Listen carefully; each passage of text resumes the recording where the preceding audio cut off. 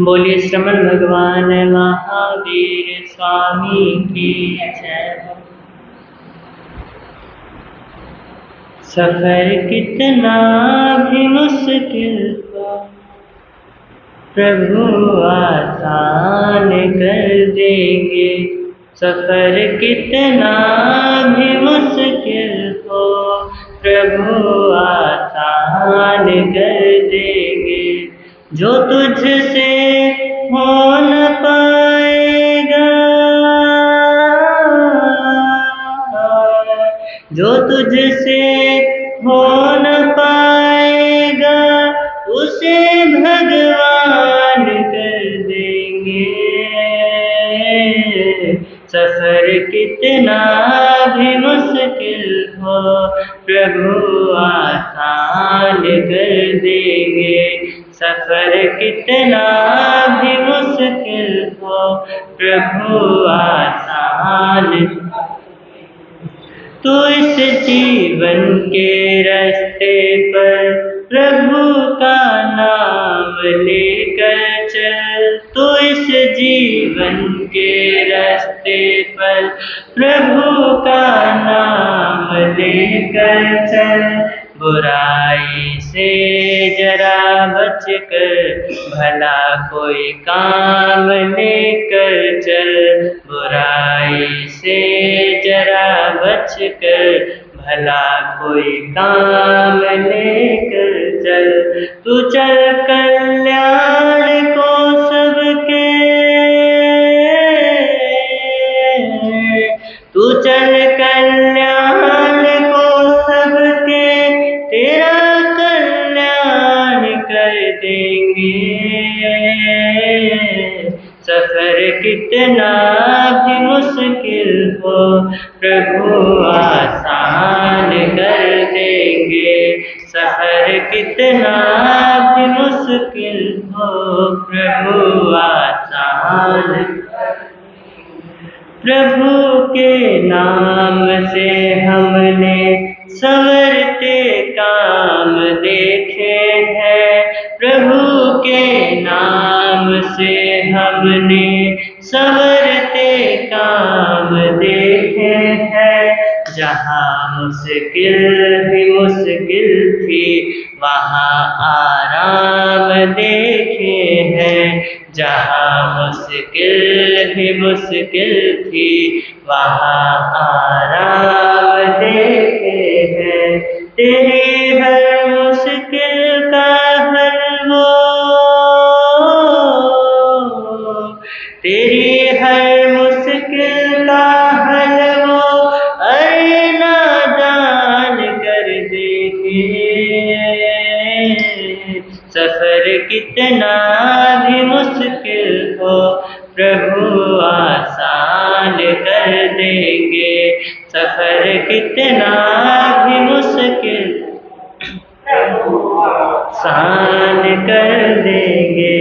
जो तुझसे हो न पाएगा, जो तुझसे हो न पाएगा उसे भगवान कर देंगे। सफर कितना भी मुश्किल हो प्रभु आसान कर देंगे। सफर कितना भी मुश्किल हो प्रभु आसान। वो अपनी गोद में तुझको भरोसा कर उठा लेगा। वो अपनी गोद में तुझको भरोसा कर उठा लेगा। तू अपना कर्म करता चल वो बाकी वो संभालेगा। तू अपना कर्म करता चल के बाकी वो संभालेगा। तुझे अपनी दया से वो, तुझे अपनी दया से वो तुझे हैरान कर देंगे। सफर कितना भी मुश्किल हो प्रभु आसान कर देंगे। सफर कितना भी मुश्किल हो प्रभु आसान, जो तुझसे हो न पाएगा, जो तुझसे हो न पाएगा, भगवान कर देंगे। सफर कितना भी मुश्किल हो प्रभु आसान कर देंगे। सफर कितना भी मुश्किल हो प्रभु आसान कर देंगे। सफर कितना भी मुश्किल हो प्रभु आसान कर देंगे।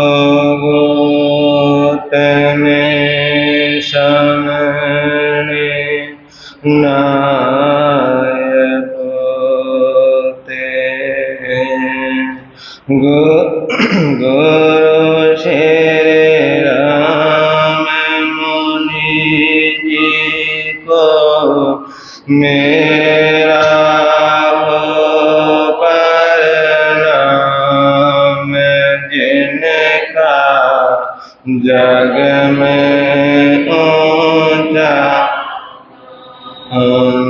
जिनका जग में ऊंचा नाम। गुरु श्री प्रेम सुख जी को मेरा हो प्रणाम, जिनका जग में ऊंचा नाम, जिनका जग में ऊंचा।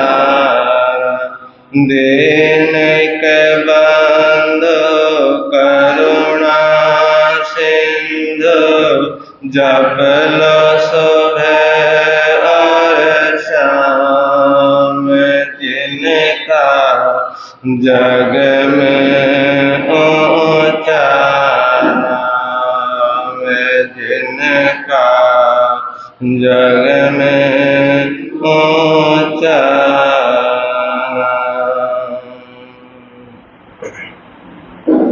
सबसे पहले शासनपति शरमण भगवान महावीर स्वामी की सदाकार जय हो विजय हो। ध्यानियों की आचार्य सम्राट पूज्य श्री शिव मुनि जी महाराज साहब, जिन शासन गौरव पूज्य गुरुदेव श्री राम कुमार जी महाराज साहब, परम से अभावी पूज्य गुरुदेव श्री प्रेम सिंह जी महाराज साहब, महाशरमन पूज्य गुरुदेव श्री सतीश मुनि जी महाराज साहब, संघ रत्न उपाध्याय प्रवर पूज्य गुरुदेव श्री रविंद्र मुनि जी महाराज साहब, सर्वधर्म निवारकर शरमन संघीय सलाहकार पूज्य गुरुदेव श्री रमणीक मुनि जी महाराज साहब, इन सभी गुरु भगवंतों की सदाकार जय हो विजय हो पाठ पर विराजित हिमाचल रतन पूज्य गुरुदेव श्री जी के चरणों में सशत वंदन।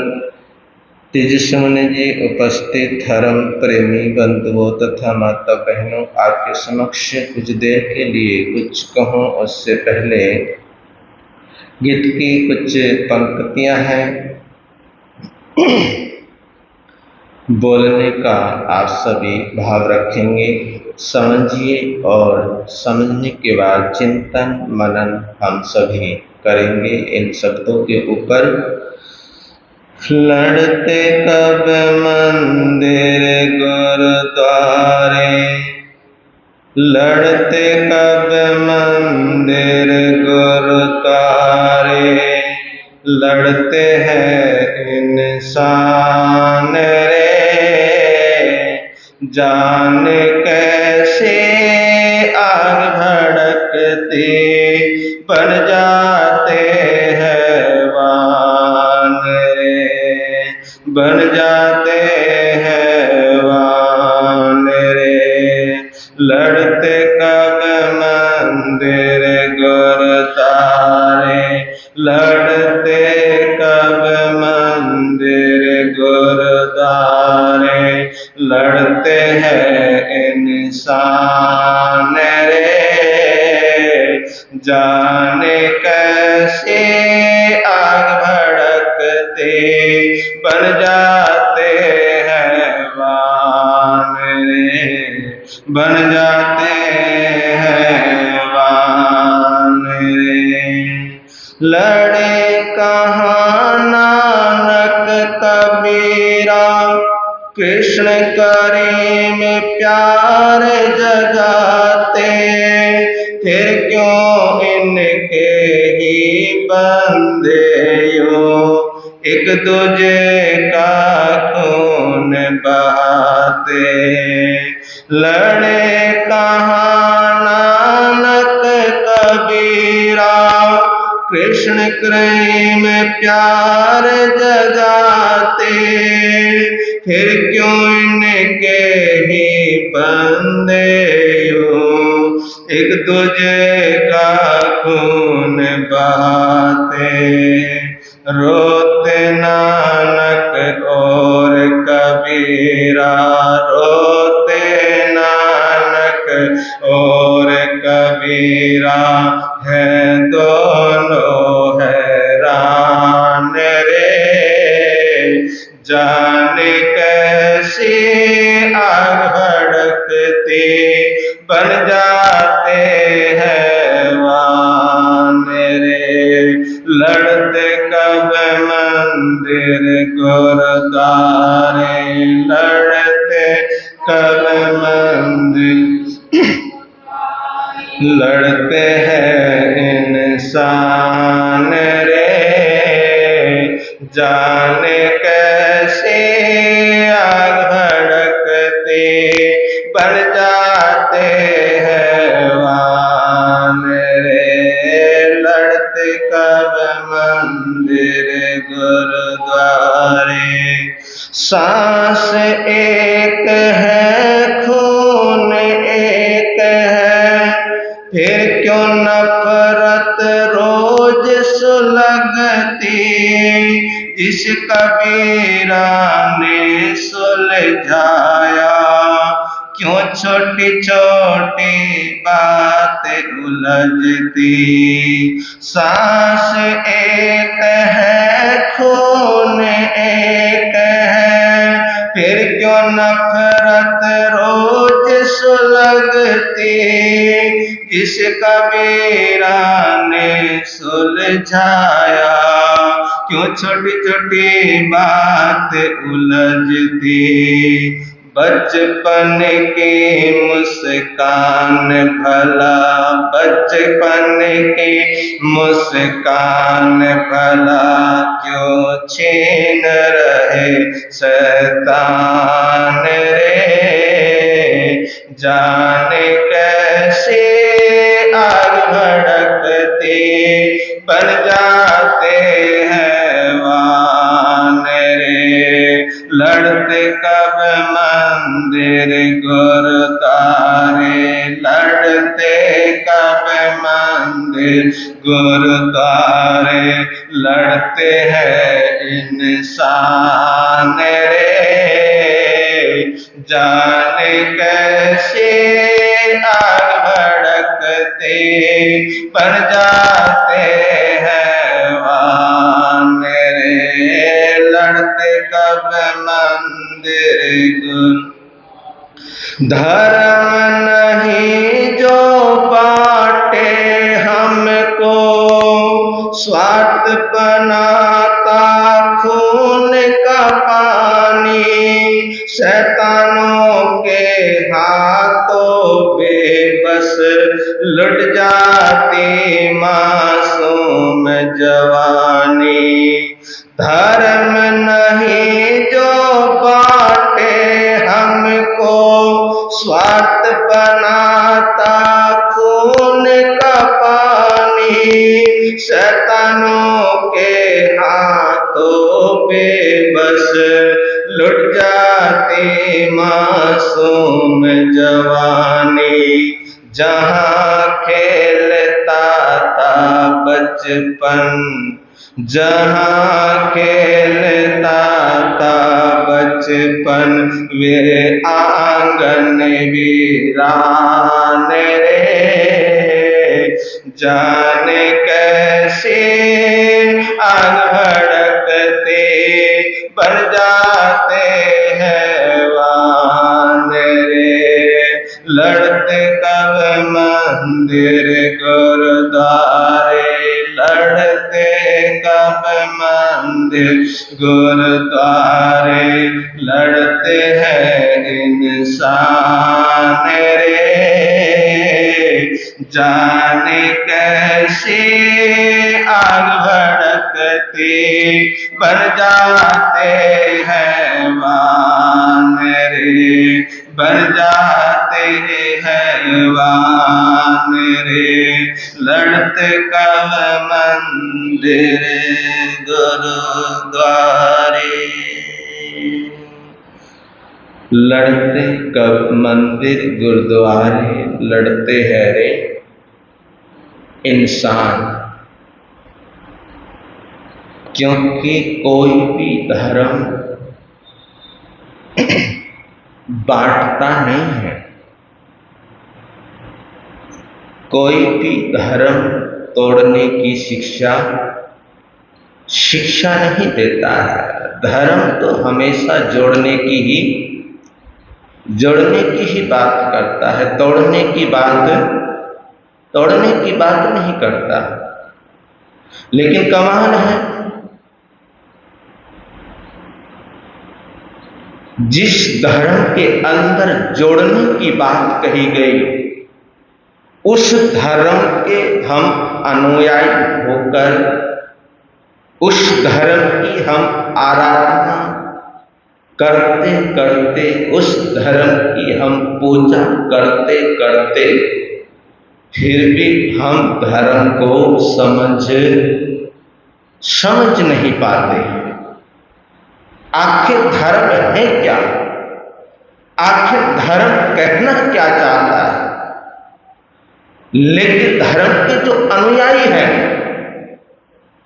वो कर क्या रहे हैं, कह क्या रहे हैं, ये थोड़ा सोचने का विषय है।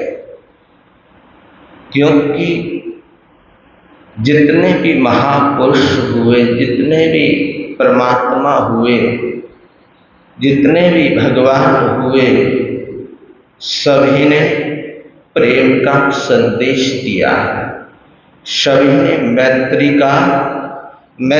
का संदेश दिया। सभी ने कहा कि तुम अपने जीवन को प्रेममय बनाओ, मैत्री में बनाओ, और जो अंदर जो नफरत है, अंदर जो छोटे और बड़े की जो भावना है, अंदर जो मेल और तेज की जो भावना है, इसको क्या करो, इसको निकालो, इसको खत्म करो। क्योंकि मेल तेज की भावना तुम्हारी आत्मा का कल्याण नहीं कर सकती। हाँ, ये तो हो सकता है कि तुम्हारी आत्मा भटक सकती है, तुम भटक सकते हो, तुम अपने संसार को बढ़ा सकते हो, तुम अपने संसार को विस्तृत कर सकते हो। मेल में यही होता है, राग और द्वेष में यही होता है कि राग द्वेष के वशीभूत होकर हम अपनी आत्मा को नीचे की ओर गिरा देते हैं। तो समझिए, जो परमात्मा का संदेश है प्रेम को समझिए, प्रेम की भाषा को समझिए, मैत्री को समझिए, मैत्री की भाषा को समझिए।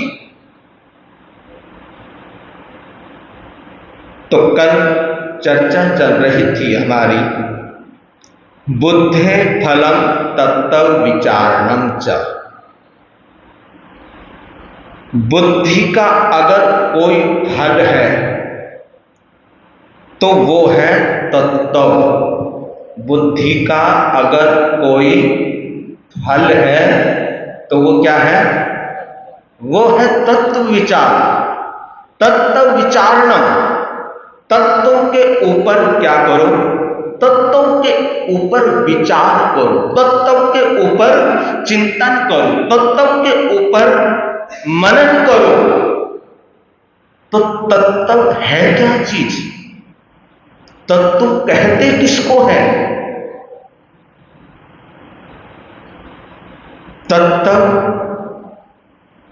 का सार क्या है? इस तत्व को किस तरह हम समझने का प्रयास करें? तो तत्व कहते हैं सार को। तत्व किसको कहते हैं? दो चीज है, एक सार है और दूसरा निस्सार है। जिसमें कोई सार नहीं, उसको क्या कहते हैं? उसको निस्सार कहते हैं कि इसमें कोई सार है, इसमें कोई सार नहीं है। लेकिन आज हम करते उल्टा है, सार को छोड़ देते हैं और निस्सार को ग्रहण कर लेते हैं। सार को हम नहीं पकड़ते हैं, निस्सार को हम पकड़कर बैठ जाते हैं। तो तत्व जो है, तत्व कहते हैं सार को, तत्व कहते हैं आत्मा को। तत्व किसको कहते हैं? जो आत्मा है, इस आत्मा को तत्व कहते हैं। तत्व कहते हैं मूल को, जो मूल है उसको तत्व कहते हैं। तो चिंतन कीजिए, मनन कीजिए।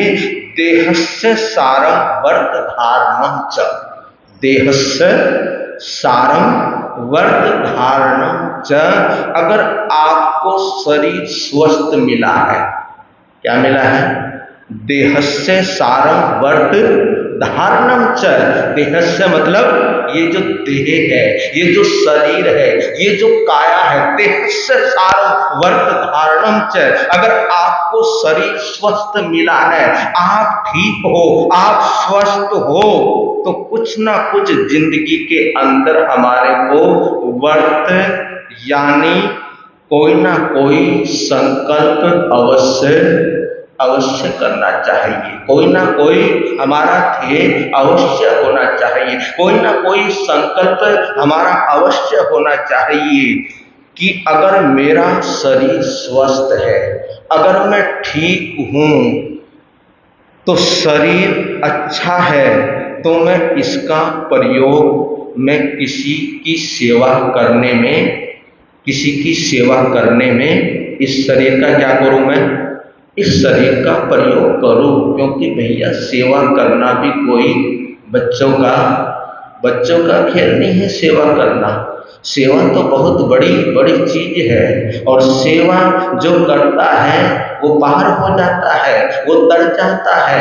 ऐसी बात नहीं कि सेवा का फल नहीं है, लेकिन सेवा कौन सी सेवा, कैसी सेवा, किस तरह की सेवा?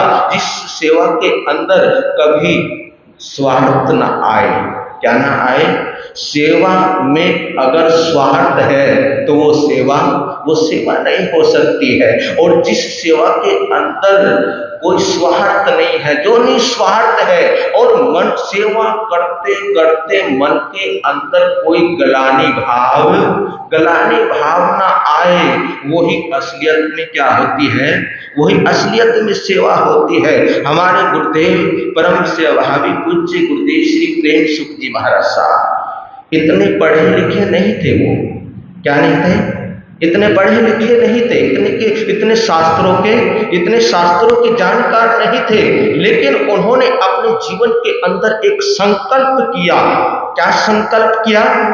कि मैं क्या करूंगा? मैं सेवा करूंगा। और ऐसे ऐसे संतों की उन्होंने सेवा की है, ऐसे ऐसे महापुरुषों की सेवा की है, ऐसे ऐसे साधकों की सेवा की है उन्होंने, जो अकेले रह गए। उनकी सेवा गुरुदेव श्री प्रेम सुख जी महाराज साहब ने की है। और देखिए आज वो सेवा का फल ही है कि जो उनकी फुलवारी है, गुरुदेव श्री प्रेम सुख जी महाराज साहब की जो फुलवारी है, वो आगे से आगे बढ़ रही है, आगे से आगे तरक्की कर रही है। तो सेवा करना मामूली बात नहीं है। जैन धर्म दिवाकर श्री चौथमल जी महाराज साहब, है ना, सुना होगा आपने। श्री चौथमल जी महाराज साहब बहुत बड़े क्या हुए? बड़े संत हुए, बड़े महापुरुष हुए। उन्होंने भी एक रोगी संत की क्या की थी? एक रोगी संत की सेवा की थी। और रोगी भी किस तरह के थे? वो शरीर से भी रोगी थे और मानसिक भी रोगी थे। कोई भी उनकी सेवा में जाने के लिए तैयार नहीं होता था, क्योंकि उनका स्वभाव कुछ ऐसा ही हो गया था। दिमाग से थोड़े से वो पागल हो गए थे और वो कुछ भी कह देते थे, कुछ भी कर देते थे। तो जो संत होते थे, जो सेवा में आते थे, कुछ दिन सेवा करते थे और फिर वो क्या हो जाते थे? चले जाते थे। क्योंकि सेवा के अंदर भी सहन शक्ति जरूर होनी चाहिए, सहनशीलता जरूर होनी चाहिए। तो कहते हैं कि श्री चौथमल जी महाराज साहब ने एक पागल संत की सेवा की थी। किसकी सेवा की थी? जो पागल हो गए थे। ये सब कर्मों का है लेखा जोखा, कभी भी कुछ भी हो सकता है। तो कहते हैं कि श्री चौथमल जी महाराज साहब ने एक पागल संत की सेवा की थी। और क्या गजब की सेवा की उन्होंने। कहते हैं कि धीरे धीरे उनका शरीर का रोग भी ठीक होने लगा, शारीरिक रोग भी उनका क्या होने लगा? ठीक होने लगा। और जो दिमाग से थोड़े से पागल थे, वो पागलपन भी क्या होने लगा? वो पागलपन भी दूर होने लगा, वो पागलपन भी दूर हो गया।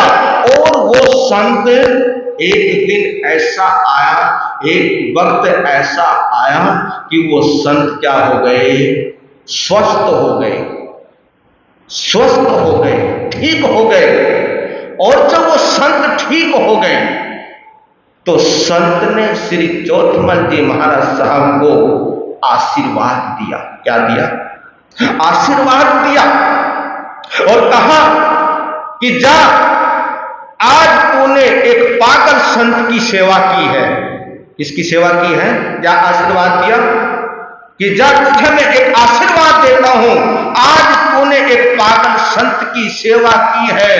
एक वक्त ऐसा आएगा, एक समय ऐसा आएगा कि लोग तुम्हारे को पागलों की तरह पूजेंगे, लोग तुम्हारे को पागलों की तरह पूजेंगे। और चौथमल जी महाराज साहब का महल से लेकर कोठे तक उनका क्या रहा? उनका नाम रहा, अभी तक उनका नाम चलता है। तो मैं आपको कह रहा था कि सेवा करना कोई छोटी मोटी बात नहीं है। देह से सारं वर्त धारणं च, अगर हमारा शरीर स्वस्थ है, अगर हम शरीर से ठीक है, तो हमारे को संकल्प करना चाहिए, ये संकल्प लेना चाहिए कि मैं इस शरीर का प्रयोग किसमें करूंगा? किसी की सेवा में मैं इसका वो प्रयोग करूंगा, सेवा का संकल्प लूंगा। अरे कुछ ना कुछ तो अंदर जीवन के अंदर जीवन मिला है, ये जिंदगी मिली है तो ये जीवन मिला है तो कुछ ना कुछ संकल्प तो हमारे को लेकर चलने चाहिए, कुछ ना कुछ तो हमारा ध्येय होना चाहिए, कोई ना कोई तो हमारा लक्ष्य, कोई ना कोई तो हमारा लक्ष्य होना चाहिए, क्योंकि ये एक ऐसा जीवन है जिस जीवन में कोई भी कार्य असंभव नहीं है। सब कार्य क्या हो सकते हैं, संभव हो सकते हैं। तो सेवा का संकल्प लो, ऐसे भाव अंदर हमारे अंदर जागे, कुछ त्याग प्रत्याख्यान करूं, क्या करूं, कुछ त्याग करूं, प्रत्याख्यान करूं, अपने शरीर का प्रयोग त्याग में करूं, सेवा में करूं, सामायिक औषध में करूं, किसी धर्म स्थान में जाने का इस शरीर का क्या करूं, इस शरीर का प्रयोग करूं, क्योंकि किसी के दान देने में इस शरीर का क्या करूं, इस शरीर से सहयोग करूं, इस शरीर का प्रयोग करूं। ये इस शरीर का यही क्या है, इस शरीर का यही सार है कि हम अपने जीवन के अंदर कोई ना कोई संकल्प, चाहे वो त्याग का हो, चाहे वो प्रत्याख्यान का हो, चाहे वो सेवा का हो, चाहे वो सामायिक का हो, चाहे वो पाठ पूजा का हो, चाहे वो धर्म स्थान का हो, तो इस तरह से हमारे को संकल्प जरूर लेना चाहिए। क्योंकि एक बात आप याद रखना, एक बात आपको मैं बतला देता हूं कि शरीर दो काम में आता है। ये जो शरीर है हमारा, ये जो काया है, ये शरीर दो काम में आता है। कितने काम में आता है ये शरीर? ये शरीर दो काम में आता है। दुर्जन का शरीर किसी को धक्का ही दे सकता है, दुर्जन होता है, दुर्जन का शरीर किसी को क्या कर सकता है, किसी को बर्बाद ही कर सकता है। दुर्जन का शरीर किसी को धक्का ही देने में आता है। और जो सज्जन पुरुष होते हैं, जो सज्जन होते हैं, सज्जन का शरीर किसी धक्के खाए हुए व्यक्ति को संभालने में काम आता है।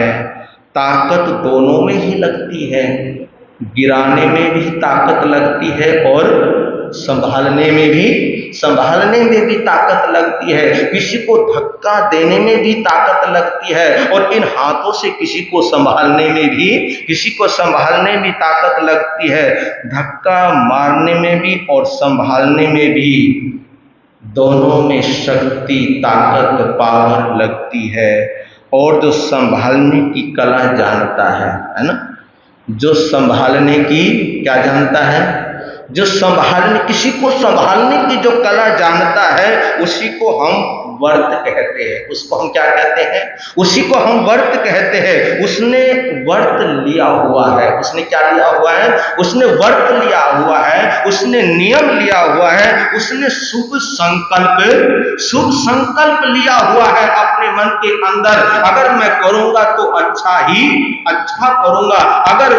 अगर इस शरीर का कहीं प्रयोग करना है तो इस शरीर का मैं अच्छे में ही क्या करूंगा, अच्छे में ही प्रयोग करूंगा। तो हम अपने शरीर के माध्यम से कोई भी गलत कार्य ना करे, कोई भी गलत काम ना करे। हाथ से किसी को ये संकल्प करना कि जो हमारे को ये हाथ दिए हैं, ये हाथ किसी को मारने के लिए नहीं दिए हैं, ये हाथ किसी को संभालने के लिए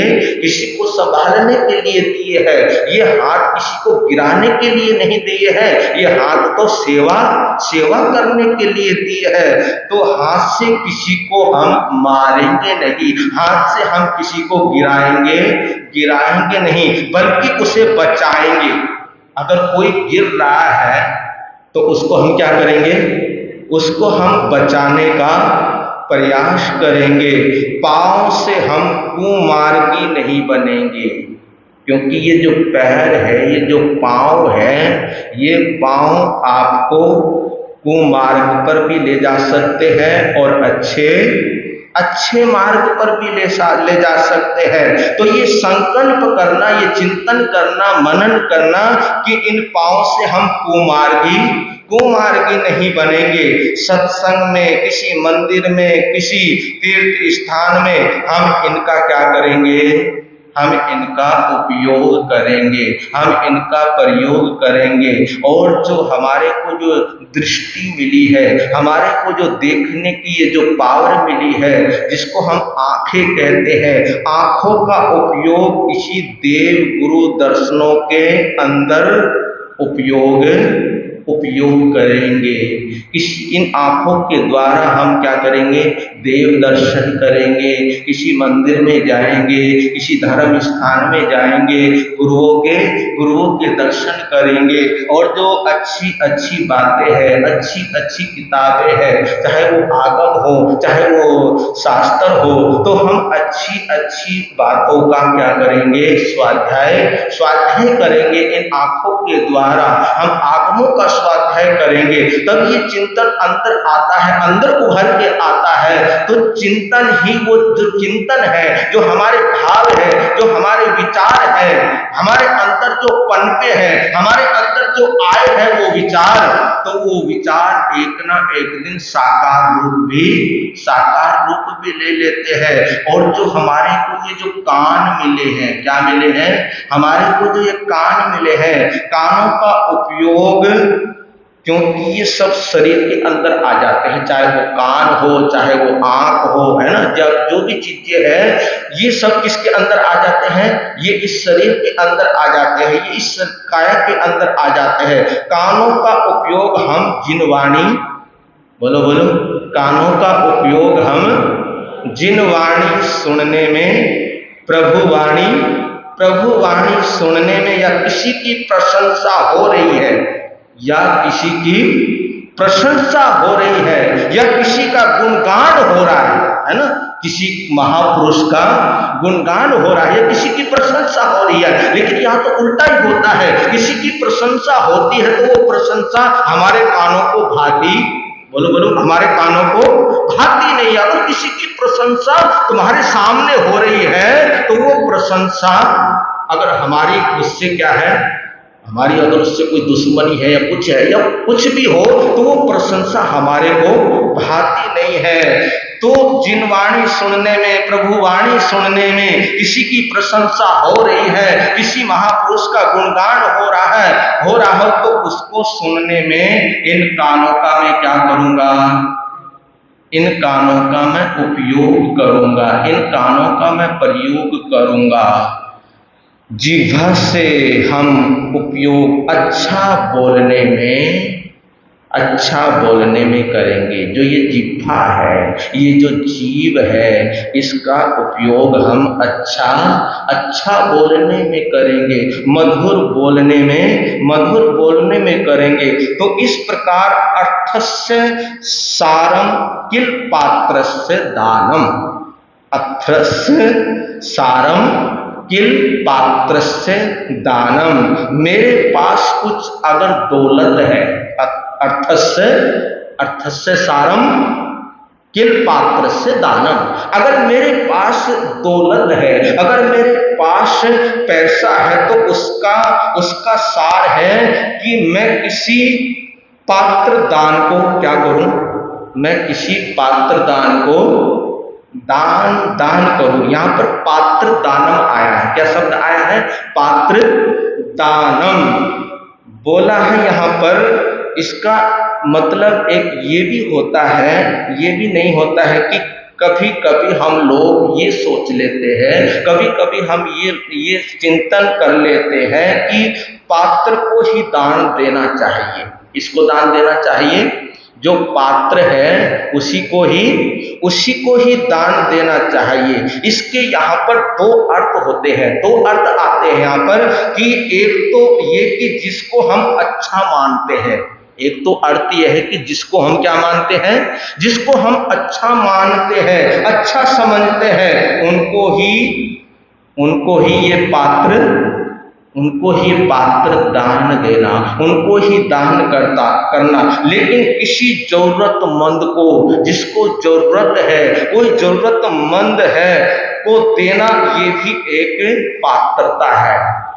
कोई जरूरतमंद है, किसी को जरूरत है, और उस जरूरतमंद को क्या करना, उस जरूरतमंद को देना, ये भी क्या है, ये भी एक पात्रता है। जिसको बहुत जरूरी है, जिसको क्या है, जिसको बहुत आवश्यकता है, जिसको बहुत जरूरी है, मेरे से ज्यादा जिसको क्या है, जिसको जरूरत है, उसको देना भी पात्रदान कहलाता है। उसको देना भी क्या कहलाता है, उसको देना भी पात्रदान कहलाता है। हमें ये नहीं देखना कि ये मेरी जाति का है, ये मेरी क्या है, ये मेरी जाति का है, मैं इसी को ही क्या दूंगा, मैं इसी को ही दूंगा। मजबूर कोई भी हो सकता है, मजबूर कोई भी हो सकता है। और एक बात आप याद रखना, एक बात आप ध्यान में रखना, मजबूर की कोई जाति, जो मजबूर होता है उसकी कोई जाति नहीं होती। जो भी मजबूर हो, किसी भी जाति का हो, चाहे वो किसी भी जाति का क्यों ना हो, जो कोई मजबूर हो, किसी भी जाति का हो, उसका अनुभव एक जैसा ही होता है। जो मजबूर होगा, जो मजबूर व्यक्ति होगा, उसका अनुभव एक जैसा ही होगा। ये तो नहीं है कि भाई उसका अनुभव अलग होगा, उसका अनुभव होगा। मजबूर व्यक्ति जो होता है, उसका एक जैसा ही क्या होता है, एक जैसा ही उसका अनुभव होता है। तो वाचः फलम प्रीतिकरा नराणाम्, वाचः फलम प्रीतिकराणाम्। अब आई वाणी की बात आती है, अब इस जुबान की बात आती है, अब इस जिह्वा की बात आती है कि वाणी का एक ही फल है।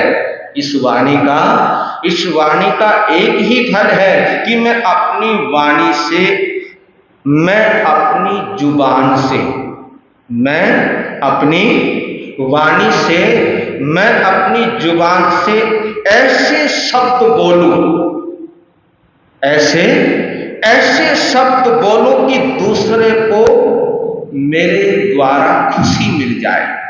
अपनी जुबान से मैं कुछ ऐसे शब्द बोलूं, उन शब्दों को सुनकर दूसरे को क्या मिल जाए, दूसरे को खुशी मिल जाए, दूसरे को खुशी प्राप्त हो जाए। प्रीतिकराणाम नराणाम, किसी को तसल्ली मिल जाए, किसी को क्या मिल जाए, मेरे शब्दों के द्वारा जो मैं बोल रहा हूँ, जो मैं कह रहा हूँ, उन शब्दों के द्वारा किसी को तसल्ली मिल जाए, किसी को सुकून मिल जाए, किसी को आनंद आ जाए। तो ये वाणी की कीमत है। और इस कीमत को जो जानता है, इस कीमत को जो पहचानता है, और इसी के आधार के ऊपर श्रुतकृतांत सूत्र के अंदर भगवान महावीर स्वामी ने एक बात कही, बड़ी ही प्यारी बात कही। श्रुतकृतांत सूत्र के अंदर आती है ये बात कि भगवान क्या कहते हैं, भगवान महावीर क्या बोलते हैं, अनुचिंत्ये व्याघ्रे। बड़ा प्यारा सूत्र है, अनुचिंत्ये व्याघ्रे। बहुत गहरी बात कह दी परमात्मा ने, अरिहंत प्रभु ने। इसका मतलब कि पहले चिंतन कीजिए, पहले क्या कीजिए, पहले चिंतन कीजिए। अनुचिंत्ये व्याघ्रे, पहले तुम चिंतन करो, पहले तुम सोचो, पहले तुम मनन करो। किसी को चिंता में डालने के लिए सोचना, किसी को चिंता में डालने के लिए सोचना। क्योंकि अगर मेरे द्वारा कोई चिंतित होता है, मेरे द्वारा अगर कोई चिंता में आता है, कोई चिंतित हो रहा है, या चिंता के अंदर जा रहा है, उसके अंदर चिंता आ गई, तो मैं चिंता को जन्म दे रहा हूं। किसको जन्म दे रहा हूं मैं? अगर मेरे द्वारा कोई व्यक्ति चिंता में आता है, तो मैं किसको जन्म दे रहा हूं? मैं चिंता को जन्म दे रहा हूं। और चिंता का जन्म किससे होता है?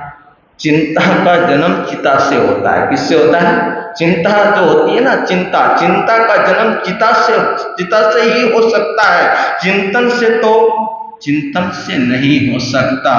तो ये चिंतन कौन सा चिंतन करना है, ये चिंतन कौन सा है? तो महावीर कहते हैं मेरे शब्द सामने वाले के अंदर चुभे ना, ये चिंतन करना है आपको।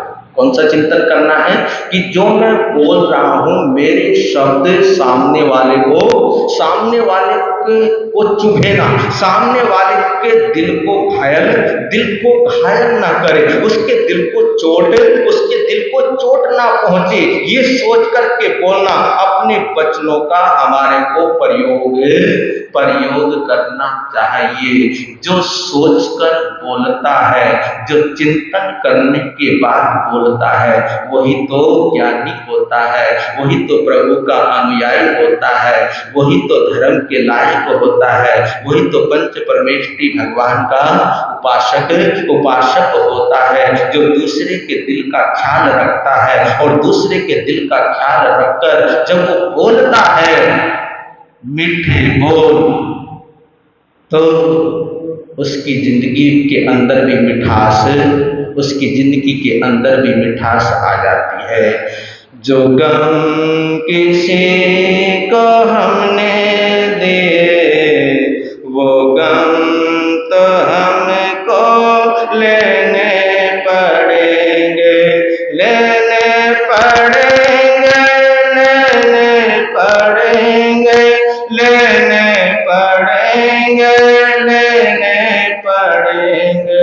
क्या जो गम किसी को हमने दिए, वो गम तो हमको लेने पड़ेंगे।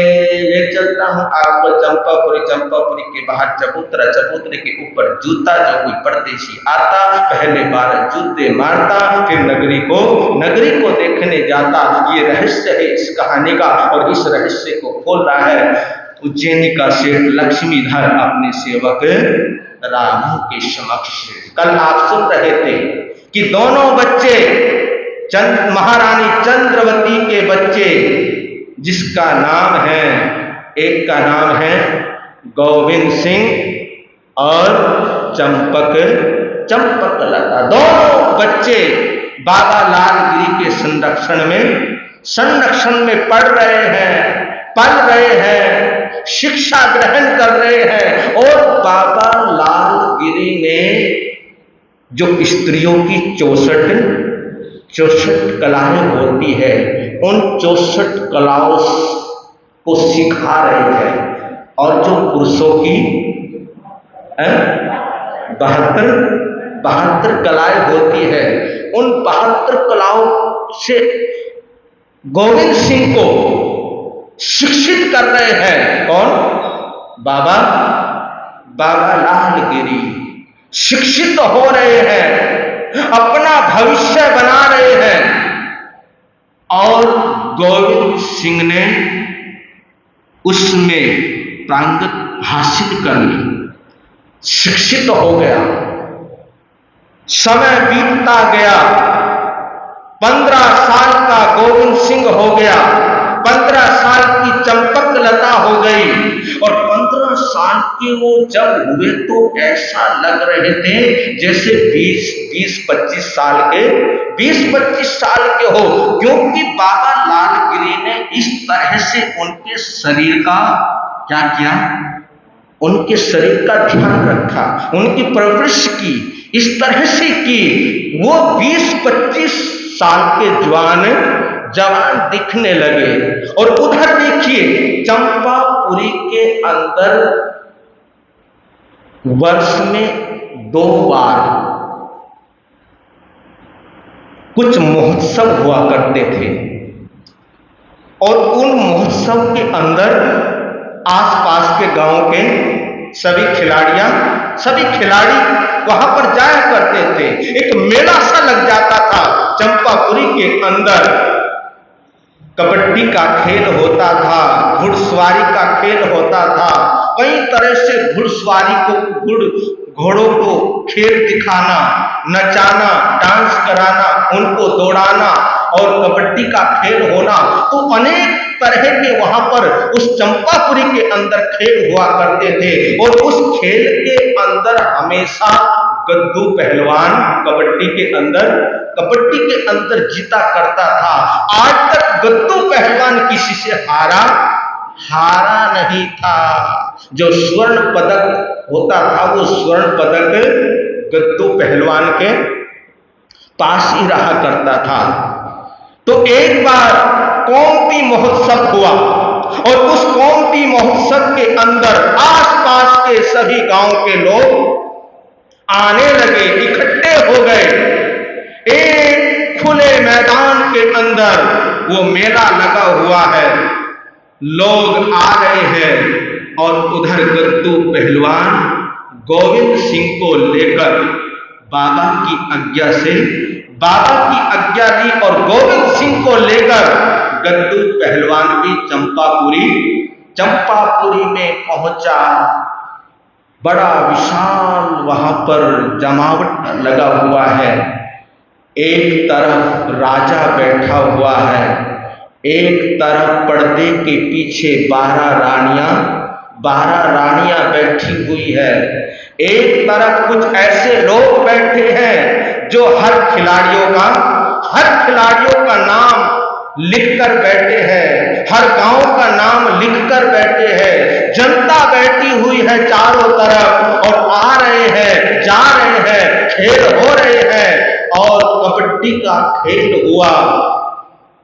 अंत में जब बारी आई गद्दू पहलवान की कबड्डी के लिए, तो गद्दू पहलवान अखाड़े में कूद गया और जो और लोग थे उन्होंने गद्दू पहलवान को देखकर ही हाथ खड़े कर दिए। क्या कर दिए? हाथ खड़े कर दिए। क्यों कर दिए? क्योंकि भैया आज तक गद्दू पहलवान से कोई जीता नहीं है। तो बिना लड़े कुश्ती गद्दू पहलवान को विजेता घोषित किया गया और लास्ट में चंद्रसेन उठा। चंद्रसेन ने गद्दू पहलवान को क्या किया? सम्मानित किया, आहार दिया, है ना। और कहते हैं कि 200 किलो का मुद्गर चांदी का, 200 किलो का मुद्गर चांदी का वो गद्दू पहलवान को दिया। वो स्वर्ण पदक गद्दू पहलवान को दिया। जब राजा चंद्रसेन ये इनाम दे रहे थे गद्दू पहलवान को, तो इनाम देते देते उस युवक के ऊपर नजर पड़ी। किसके ऊपर? गोविंद सिंह के ऊपर नजर पड़ी चंद्रसेन की। जैसे ही नजर पड़ी चंद्रसेन की गोविंद सिंह के ऊपर, तो गोविंद चंद्रसेन गद्दू पहलवान से पूछता है कि ये जवान कौन है? इस जवान को पहले तो चंपापुरी के अंदर देखा नहीं है। हाँ राजन, जब हमारी घुड़ दौड़ होगी, घोड़े करतब दिखलाएंगे। अब की बार ये युवक घोड़ों का कर्तव्य अपने हाथों से दिखाने वाला है। तो राजा चंद्रसेन ने पूछ लिया कि तुम्हारे पिता का नाम क्या है? तो गोविंद सिंह बोला कि हमारे पिता का नाम बाबा लालगिरी है। हम उन्हीं के संरक्षण में रहते हैं। तुम्हारा नाम क्या है? गोविंद सिंह ने कहा कि राजन, हमारे बाबा लालगिरी कहते हैं कि जब भी अपना कोई परिचय दो, नाम से नहीं अपने काम से दो। अच्छी बात है। तो सभा विसर्जित हो गई, सब अपने अपने घर चले गए, राजा भी चला गया। लेकिन वो 12 की 12 रानियां जो बैठी हुई थी पर्दे के पीछे, और पर्दे के पीछे से उन 12 रानियों ने गोविंद सिंह को देख लिया, गोविंद सिंह को पहचान लिया भानुवती ने कि शकल तो किससे मिल रही है? आखिर बाप है। देखिए कमाल की बात है, यही तो है खेल, कर्मों का खेल। बाप भी पास में है और बेटा भी पास में है, लेकिन बाप भी नहीं पहचान पाया और बेटा भी नहीं पहचान पाया। लेकिन भानुवती ने, कमाल की बात है, भानुवती ने गोविंद सिंह को पहचान लिया। पहुंच गई महल में, 12 की 12 इकट्ठी हो गई। और जब 12 की 12 इकट्ठी हुई, एक ने कहा कि बहिना मुझे तो कुछ दाल में काला नजर आओ। एक बोली कि बहन मुझे तो दाल पूरी की पूरी काली नजर आ रही है। तुमने देखा वहां पर कि वो जो युवक बैठा हुआ था, वो युवक और कोई नहीं था। वो युवक वही चंद्रवती का बेटा है। ये तो जिंदा है। सुलखा तो कह रही थी कि कोई जानवर खा गया है, मरा गया होगा। सुलखा तो ये कह रही थी, लेकिन ये तो क्या है, ये तो जिंदा है। और जब तक ये जिंदा है तब तक हमारा पाप भी जिंदा है। सुलखा दाई को बुलाया, सुलखा दाई आई। सुलखा दाई को कहा कि तू तो कह रही थी कि वो बच्चे क्या हो गए, मरा गए, कोई जीव जंतु उनको खा गया। लेकिन आज मैंने अपने आंखों से चंद्रवती के पुत्र को मैंने अपनी आंखों से देखा है। तुमने अपनी आंखों से देखा? हाँ, मैंने अपनी आंखों से देखा है। कहा कि महारानी ऐसा हो ही नहीं सकता, क्योंकि जब मैं आ रही थी उस गड्ढे के अंदर वो थे ही नहीं। और वो तो छोटे छोटे बच्चे थे, अपने पैरों से भी चलकर कहीं नहीं जा सकते थे। उनको तो किसी जानवर ने खा लिया। कहा कि नहीं, उनको जानवर ने नहीं खाया। मेरी नजरें कभी धोखा नहीं खा सकती, मेरी नजरें कभी धोखा नहीं दे सकती। तो क्या किया जाए? सुलखा ने कहा कि अब तो मैं कुछ नहीं कर सकती, तू नहीं कर सकती। भानुवती ने कहा कि अब मैं करूंगी। अगर तू नहीं कर सकती तो मैं करूंगी। क्या करोगे? फिर बताएंगे क्या करेंगे। समय आपका हो गया है। वीर नाम के हीरे मोती, गुरु नाम के हीरे मोती, मैं बिखराऊं गले गले। ले लो रे कोई राम का प्यारा, शोर मचाऊं गले गले। ले लो रे कोई गुरु का प्यारा, शोर मचाऊं गले गले। हो शोर मचाऊं गले गले।